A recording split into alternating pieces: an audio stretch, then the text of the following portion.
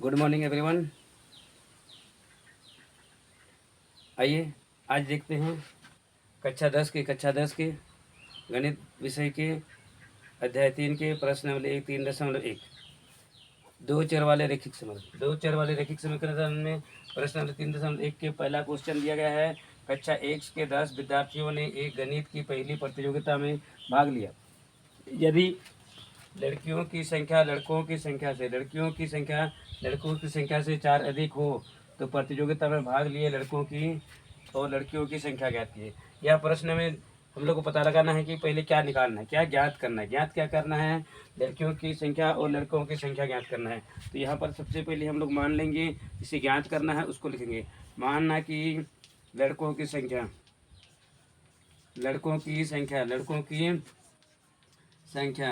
संख्या बराबर हम लोग दो चर वाले हैं, इसलिए पहला चर को हम लोग x मानेंगे।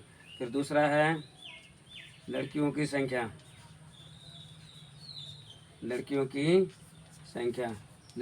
संख्या है कितना पता नहीं y। लड़कों की संख्या हम लोग x माने, लड़कियों की संख्या y माने। लड़के कितने हैं? x2 है, लड़कियाँ कितना है? y2। अब आगे प्रश्न पर चले जाएंगे।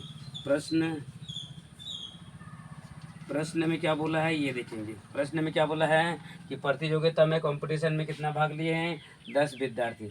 10 विद्यार्थियों ने भाग लिया। 10 में ये नहीं बोला है कि लड़की कितना है लड़कियां कितना है, यानी कि प्रतियोगिता में भाग दोनों ही लिए हैं, लड़के भी लिए हैं लड़की भी लिए हैं, दोनों लिए हैं। इस तरह से प्रश्न में बोला है कि लड़के और लड़की दोनों मिला करके एक्स और वाई दोनों मिला करके कितने बन गए हैं? 10।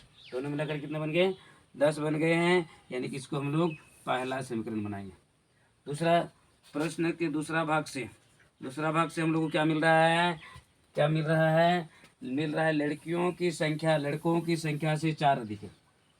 लड़कियों की संख्या जो है लड़कों की संख्या से 4 अधिक है। ठीक है, तो यहाँ लड़कियों की संख्या y है और लड़कों की संख्या x है। इन दोनों के बीच में बराबर कर देंगे। और अधिक किस में है ये देखते हैं। लड़कियों की संख्या ये वाला हो गया। लड़कों की संख्या से लड़कियों की संख्या में, यानी कि ये इसकी संख्या जो है इसकी संख्या से यहाँ पर 4 अधिक है, यहाँ पर 4 कम है। दोनों को बराबर करने के लिए यहाँ पर 4 कम हो रहा था, इसलिए 4 जोड़ करेंगे, क्योंकि यहाँ बोला है कि लड़कियों की संख्या लड़कों की संख्या से 4 अधिक है, यानी कि लड़कियों की संख्या है लड़कों की संख्या है, लड़कियों की संख्या जो है इस लड़कों की संख्या से यहाँ पर कितना अधिक है? 4 अधिक है। या 4 अधिक है, यहाँ 4 कम हो रहा है। बराबर करने के लिए मैंने 4 जोड़ा। ठीक है, तो इसको हम लोग दूसरा समीकरण दे देंगे। ठीक है, अब क्या करते हैं कि दूसरा समीकरण से y का मान निकल गया है। y का मान कितना है? x + 4। तो इसको हम लोग समीकरण 1 में रखेंगे। अब आगे चलते हैं समीकरण 1 में y का मान इसको रखेंगे, इसको y का मान रखने पर तो समीकरण 1 क्या है? x + y बराबर 10। x + y की जगह पर क्या लिखेंगे? x + 4 लिखेंगे। ये y है, y की जगह पर इसको लिखे हम लोग बराबर 10। अब आ गया x 2x बराबर 4 बराबर 10। 2x बराबर 10 और ये 4 लेफ्ट साइड में था, बाएं तरफ था, इसको दाएं तरफ लेके चल जाएंगे तो चिन्ह बदल जाएगा। तो बदलने से कितना हो गया? 6। अब x बराबर 6 और ये 2 गुना हुआ था, 2 भगा हो जाएगा। इस तरह से 2 तिया 6, यानी कितना आया? 3, यानी कि x बराबर कितना आ गया?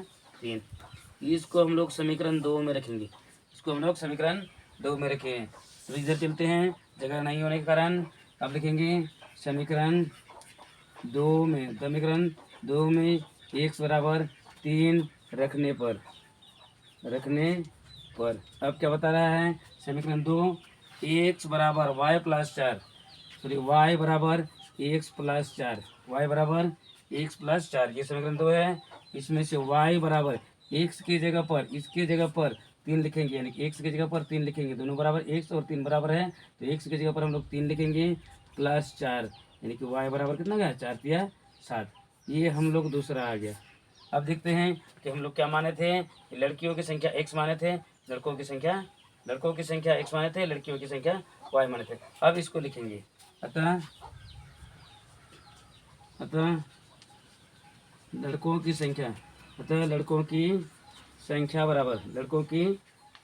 बराबर x था, x बराबर कितना आया हम लोग का 3, x बराबर 3 आया।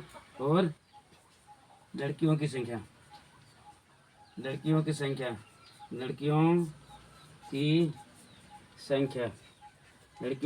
बराबर y था।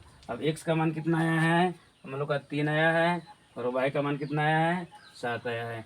ये इस प्रश्नावली का हल है। यानी कि प्रश्न में पूछा था लड़कों की संख्या कितना है और लड़कियों की संख्या कितना है, तो लड़कों की संख्या कितना है 3 है, लड़कियों की संख्या 7 है। समझ में आ गया है? अगर समझ में नहीं आया तो मुझे कमेंट कर सकते हैं। Thanks watching for thanks.